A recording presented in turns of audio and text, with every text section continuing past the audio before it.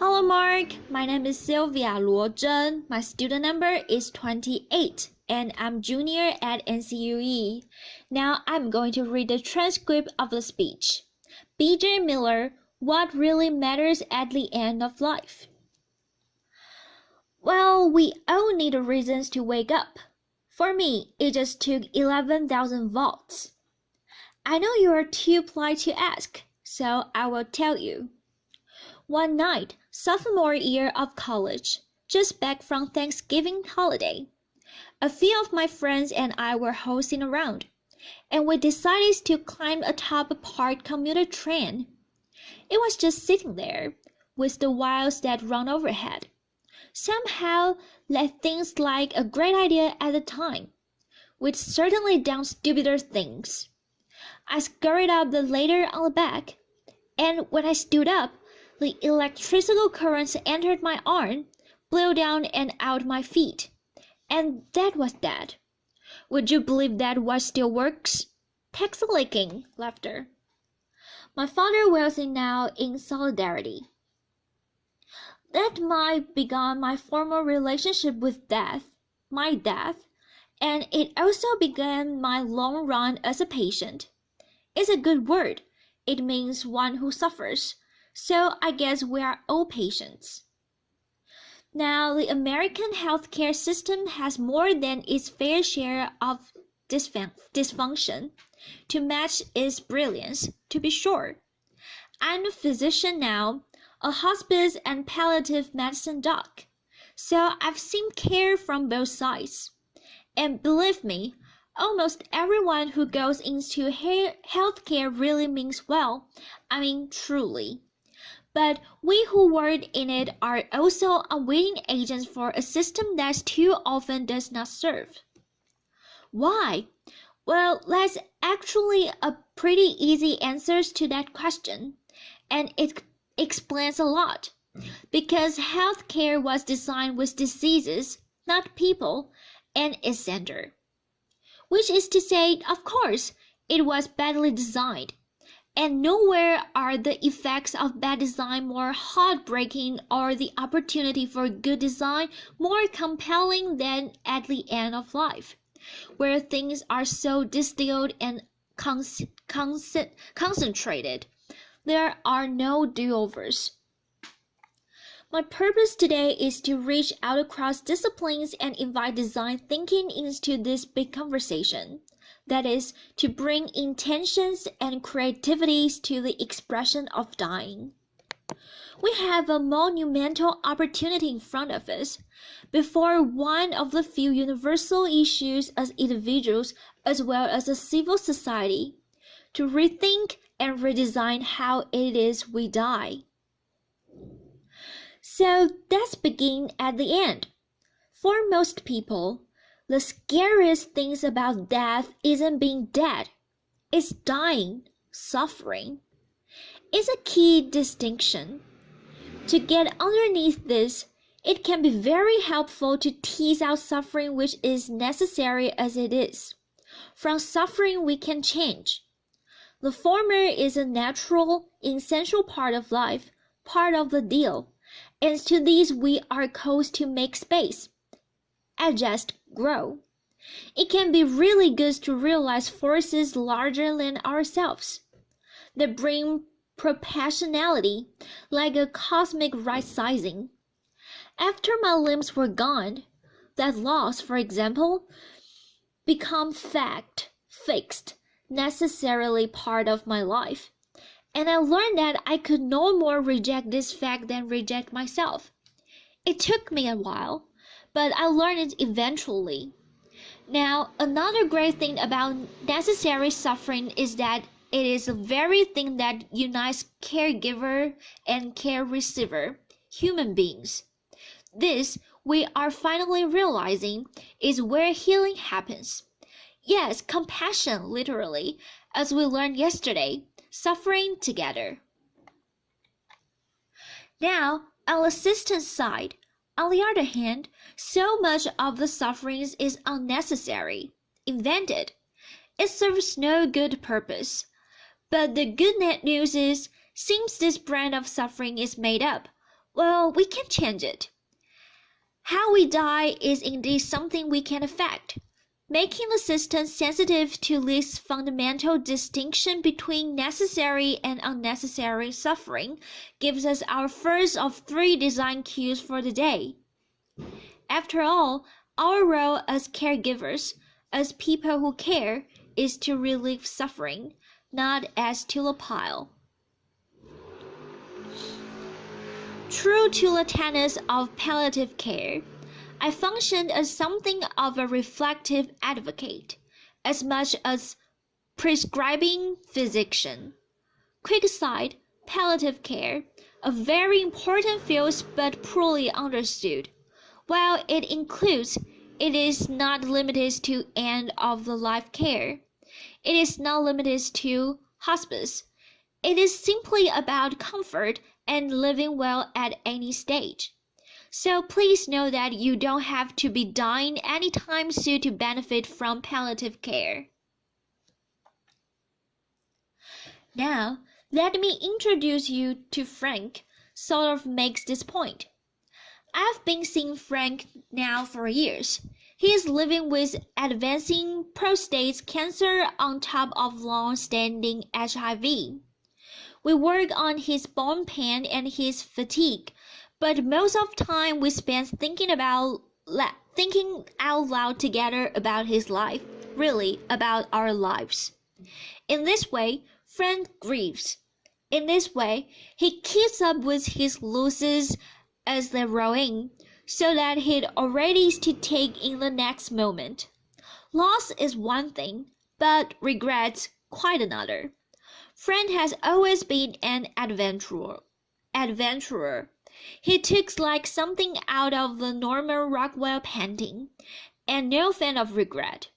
So it wasn't surprising when he came into clinic one day, saying he wanted to raft down the Colorado River. Was this a good idea? With all its risks to his safety and his health, some would say no. Many did, but he went for it, while he still could. It was a glorious, marvelous trip. Freezing water, blistering dry heat, scorpion snakes, wildlife howling off the flaming walls of the Grand Canyon. All the glorious side of the world beyond our control. Frank's decision, while maybe dramatic, is exactly the kind so many of us would make, if we only have the support to figure out what is best for ourselves over time. So much of what we're talking about today is a shift in perspective. After my accident, when I went back to college, I changed my majors to art history. Studying visual art, I figured I learned something about how to see. A really potent lesson for a kid who couldn't change so much of what he was seeing. Perspective, that kind of alchemy we humans get to play with, turning anguish into a flower. Flash forward. Now I work at an amazing place in San Francisco called the Zen Hospice Project, where we have a little ritual that helps with this shift in perspective. When one of our residents dies, the mortuary men come, and as we are wheeling the body out through the garden, heading for the gate, we pause. Anyone who wants, fellow residents, family, nurses, volunteers, the here's diverses too, now shares a story or a song or silence, as we sprinkle the body with flower petals. It takes a few minutes. It's a sweet, simple parting image to usher in grief with warmth, rather than repugnance. Contrast that with the typical experience in a hospital setting. Much like this, flooded room lined with tubes and beeping machines and blinking lights that don't stop even when the patient's life has. Cleaning crew sweeps in, the body is whisked away, and it all feels as though that person has never really existed. Well intended, of course, in the name of sterility, But hospitals tend to assault our senses, and the most we might hope for within those walls is numbness. Anesthetic. Literally the opposite of aesthetic. I reverse hospitals for what they can do. I'm alive because of them, but we ask too much for our hospitals. They are places for acute trauma and treatable illness. They are no place to live and die. That's not what they were designed for. Now, mind you, I'm not giving up on the notions that our institutions can become more humane. Beauty can be found anywhere. I spent a few months in a burn unit at St. Barbara's Hospitals in Livingston, New Jersey, where I got really great care at every turn, including good palliative care for my pain. And one night, it began to snow outside. I remember my nurses complaining about driving through it. And there was no window in my room, but it was great to just imagine it coming down all sticky. Next day, one of my nurses smuggled in a snowball for me. She brought it into the unit. I cannot tell you the rapture I felt holding that in my hand, and the coldness dripping onto my burning skin. The miracle of it all, the fascination as I watched it melt and turn into water. In that moment, just being any part of this planet in this universe mattered more to me than whether I lived or died. That little snowball packed all the expressions I needed to both try to live and be okay if I did not. In a hospital, that's a stolen moment. In my work over the years, I've known many people who were ready to go, ready to die. Not because they had found some final piece of transcendence, but because they were so repulsed by what their lives had become in a world cut off or ugly. There are already a record number of us living with chronic and terminal illness and into ever older age. And we are nowhere near ready or prepared for this silver tsunami. We need an infrastructure dynamic enough to handle these seismic shifts in our population. Now is the time to create something new, something vital. I know we can because we have to. The alternative is just unacceptable. And the key ingredients are known: policy, education, and training, systems, bricks, and mortar. We have tons of input for designers of all stripes to work with. We know, for example, from research what's most important to people who are closest to death: comfort, feeling unburdened, and unburdening to those they love, essential peace, and a sense of wonderment and spirituality. Over Zen hospice nearly 30 years, we've learned much more from our residents in subtle detail. Little things on so little. Take Jeanette. She finds it harder to be breathed one day to the next due to ALS. Well, guess what? She wants to start smoking again.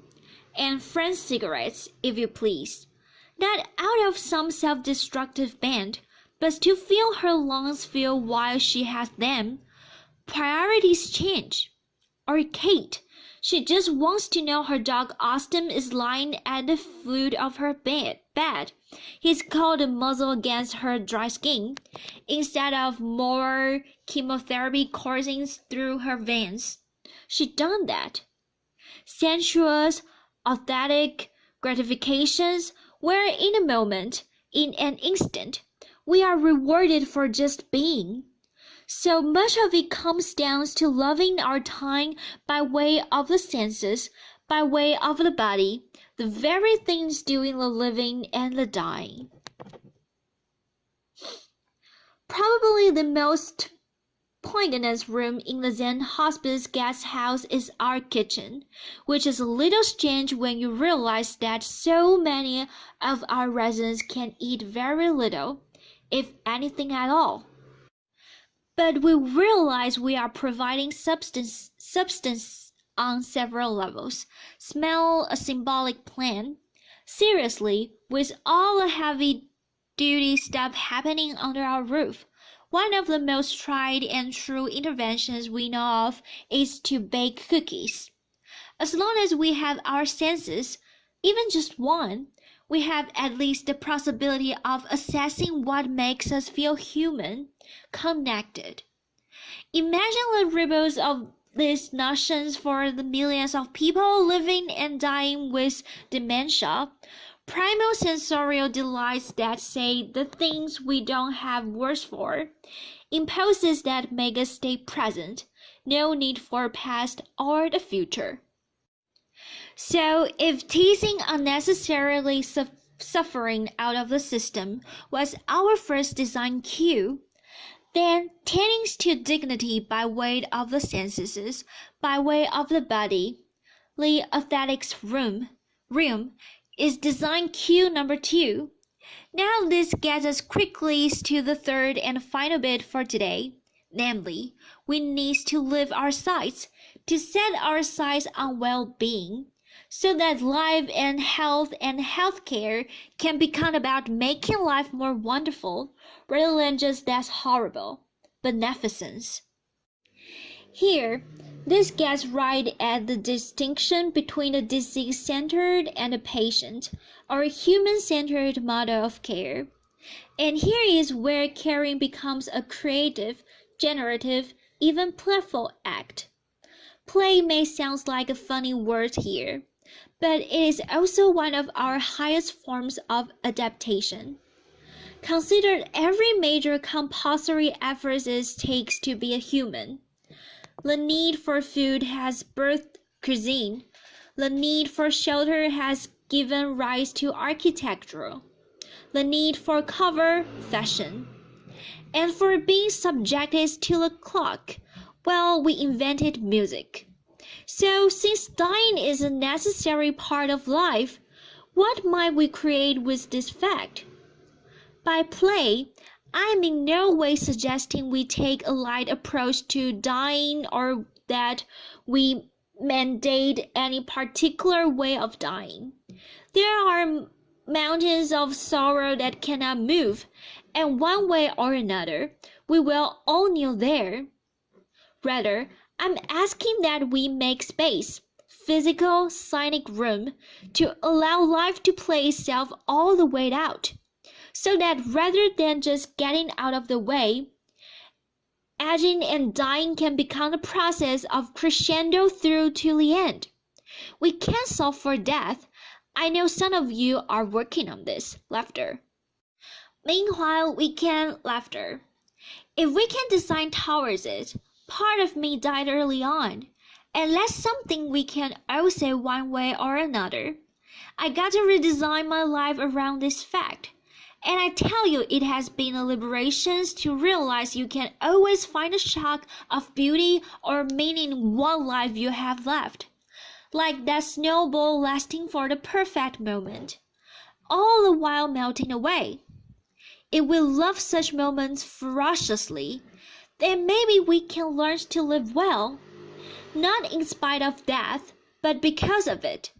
Let death be what takes us, not lack of imagination. Thank you. Applause. Thank you.